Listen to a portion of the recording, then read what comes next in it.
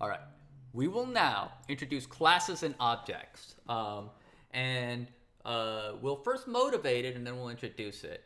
So classes and objects is kind of the first place where students have big misunderstandings.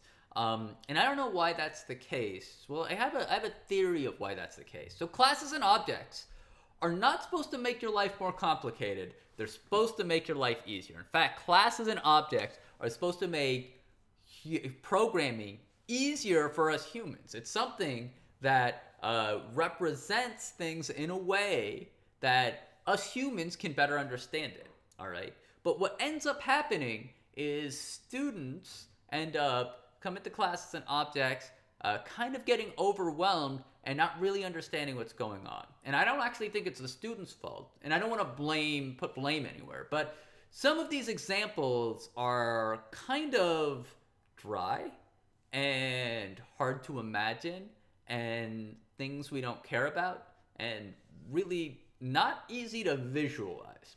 Okay? Let's go to the book, all right? And again, we're not gonna put names to things. Like I'm not gonna say Julie Andrews and Harvey Franceschi are, I'm not gonna besmirch them. But what is their example? Let's look at that. Ooh, public class auto. Wow, using an automobile. How original. Okay, and an automobile consists of a private string model. Ooh, okay. A private int miles driven. All right. And a private double gallons of gas. So all the interesting concepts of an automobile are actually ripped out, and we have these three things that have already bored the hell out of you and me. Most of you have turned this video off. I'm just talking to myself right now. What's the other one that's really good?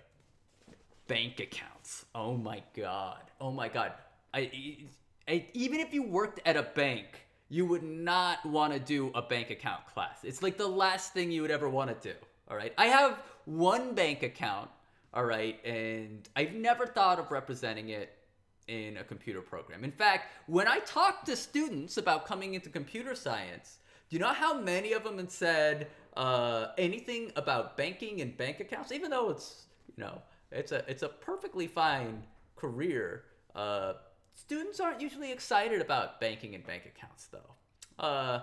And neither are teachers, so why the heck is that the example? And why the heck is an automobile the example here?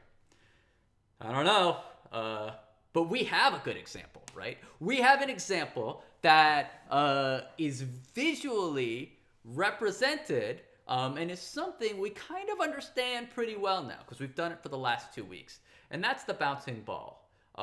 And so we can use that to motivate objects and classes, and we can use that to better understand objects and classes. And as Seymour Papert said, that will be our object to think with. So I'll see you in the next video where we won't be doing bank accounts and autos.